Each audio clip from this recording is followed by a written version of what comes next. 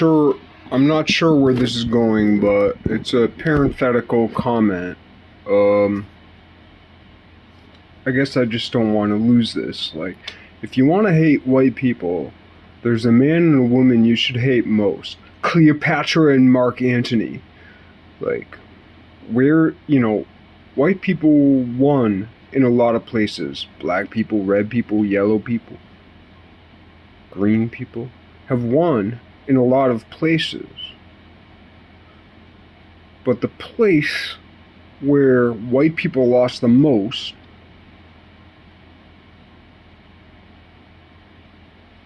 that nobody sees, nobody recognizes, is Cleopatra and Mark Antony. Now you could say, Cleopatra, like, the death of Rome and the death of Egypt, and they both had, like, Egypt and Rome had riches, like, good riches that we all benefit from to this day. So it wasn't that Rome was a failure, even though it's gone. It's not that Egypt was a failure, even though it's gone. In the same way, our parents or our grandparents and our, great-grandparents, our great-great-grandparents, our great-great-great-grandparents, our great-great-great-great-great-great-great-great-grandparents, like, our grandparents are gone, our great-grandparents are gone. But they're with us. Well, in the same way, Egypt and Rome are with us,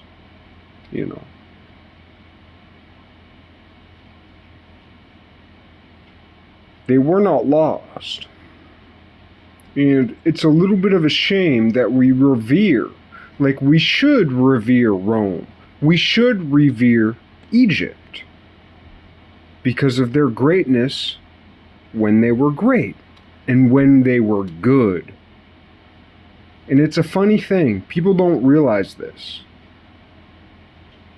Nations, states, societies, philosophies, theologies, they're only great when they are good.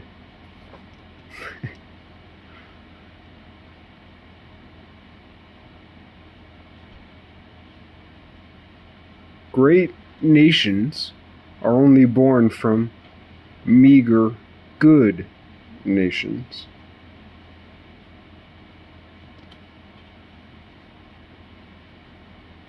We must be good before we are great.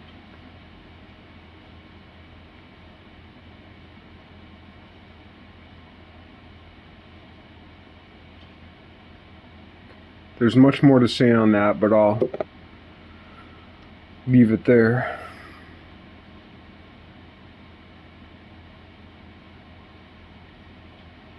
And you could say, but Egypt was on the decline for, 1,500 years, plus or minus. For 1,500 years, for over a millennium, Egypt was on the decline. How can you put it all on Cleopatra? Yet at the same time, all of Judaism, for that matter, one could argue, at least 2/3 of the Abrahamic religion, if not all of it, but at least 2/3 of the Abrahamic religion, if not all of it, sat as that stone in David's sling. David carried with himself a sling, and in it he had but a little stone. And with that little stone, in dynamic, mathematic, physical precision. Now, how did he get that precision? It came upon him from God. Yeah, but how did it come upon him from God? You think that was the first time David ever picked up a slingshot? No. He was out in the field watching the sheep, not 8 hours a day, not 12 hours a day, not 16 hours a day, but 24 hours a day. 24 hours a day, little boy David, the youngest son, watched the flock. And what does 23 out of those 24 hours look like? Sitting on a rock, carrying your staff, just being like, sheep are good. Yep. Sheep are looking pretty good. Yep. Sheep are good. You know, so you have to entertain yourself.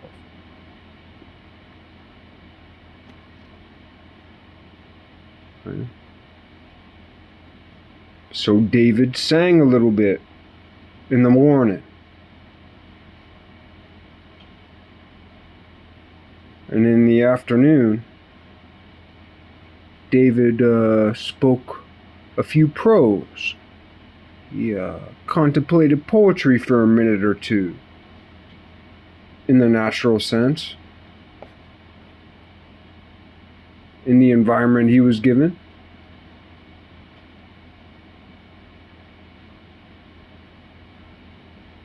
And in the early evening, he pulled out that sling year after year.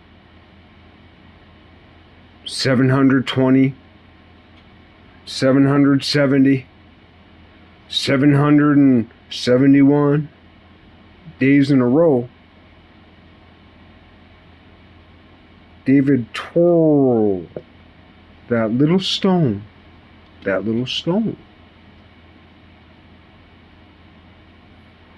twirled that little stone. Flung it here, flung it there. Year after year, day after day, night after night. And who knows, maybe sometimes he did it in the morning.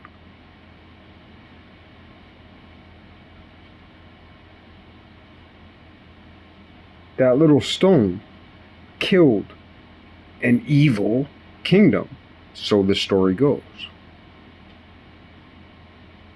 Cleopatra lost a kingdom.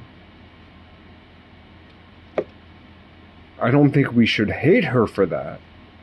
But the problem is we worship Cleopatra.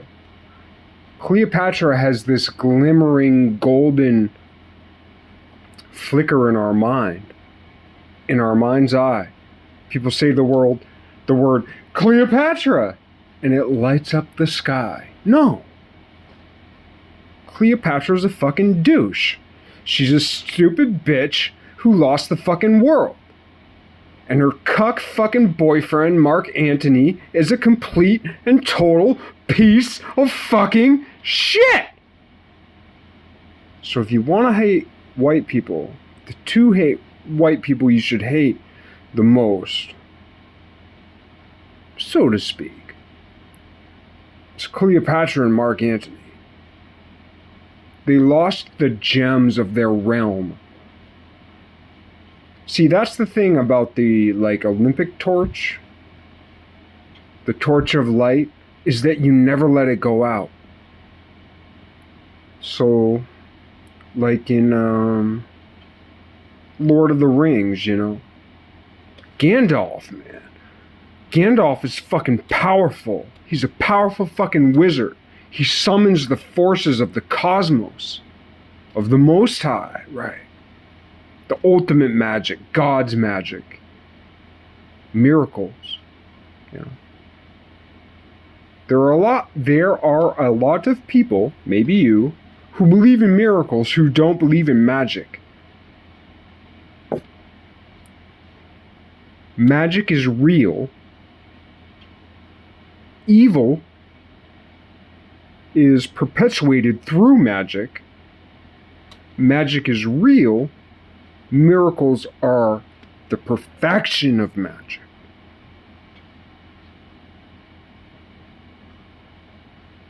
Bad magic, evil magic is operative magic that works for a time, but like a Rauschenberg machine, like a Rauschenberg machine that destroys itself. Evil magic is impressive to watch, and then it falls apart. Whereas miracles, perfect magic. This is what you need to think. You believe in miracles, but you don't believe in magic. Or you believe in magic, but you don't believe in miracles. Here's the distinction. Magic is effective for a time. If it's perfect magic, a miracle, it persists not only forever, but through eternity, from the Alpha to the Omega. If it is unmiraculous, miraculous, miraculous magic, then it is the machine that destroys itself. From Rauschenberg. I think his name was Rauschenberg. I'll annotate it later. I always get names wrong when I'm in the heat of the moment, but whatever. He also said, which is one of my most favorite quotes, that abstracts to be a great, I'm paraphrasing, he was sitting on top of a ladder. To be a great, or to be a good, or to be a great abstract expressionist, you have to have a lot of free time to feel sorry for yourself. Which I have had, and I have taken, but that part of me who has had a lot of time to feel sorry for himself, the luxury, the novelty, of feeling like, bad for myself. Meanwhile, I'm fat. I have plenty to eat. I have electricity, computers, a smartphone, and I'm like, poor me, why didn't I get this? Which I did several times today. Hundreds of times today, which is less than yesterday and way less than like a year ago, when I did it 10,000 times a day. Not that I'm healed.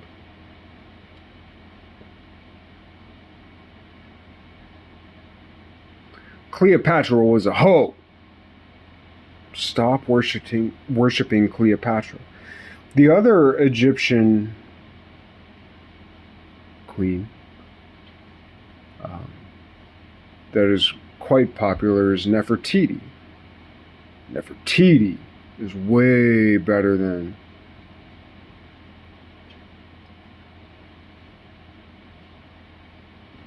Cleopatra. Mary Totten is a bit lost in the obscurity of history. Some people who and there aren't many, but some people who popularize Mary Totten lean toward the Smenkheri narrative, and some people who idolize Mary Totten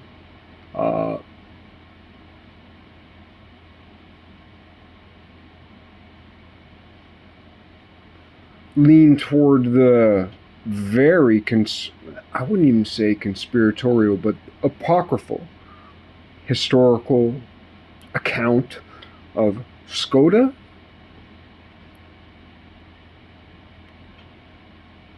The progenitor, the originator, the founder of Scotland, Ireland, more or less. Mary Totten, the rebel. Mary Totten, beloved of God. Mary. According to the Hebrew Strong Concordance, Mary, in the biblical sense, when we're talking about Miriam and when we're talking about, well, there are several Miriams, there are several Marys, especially when we incorporate the canonically recognized apocryphal Marys. Dig on that, motherfucker.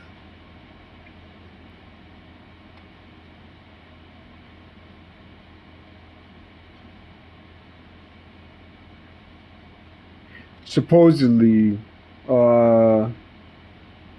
there's an archaic root of Mary that means rebellion. But where there was a Mary. Mary was a big name. For like, it's still a big name. So for the past like 3,300 years, or for the past 3,300 years, or for the past 3,500 years, Mary has been a big name in women. Why? Where did it start? It actually didn't start with Mother Mary. Mother Mary took the torch. Who did Mary, not Mother Mary. Who did Mary, Mother of God? Mother Mary is actually Saint Anne, technically speaking, but who did Mary, Mother of God? The Theotokos. Mary! Who did she take the torch from? She took the torch from Mary Totten. Mary Totten. Whatever. Beloved of God.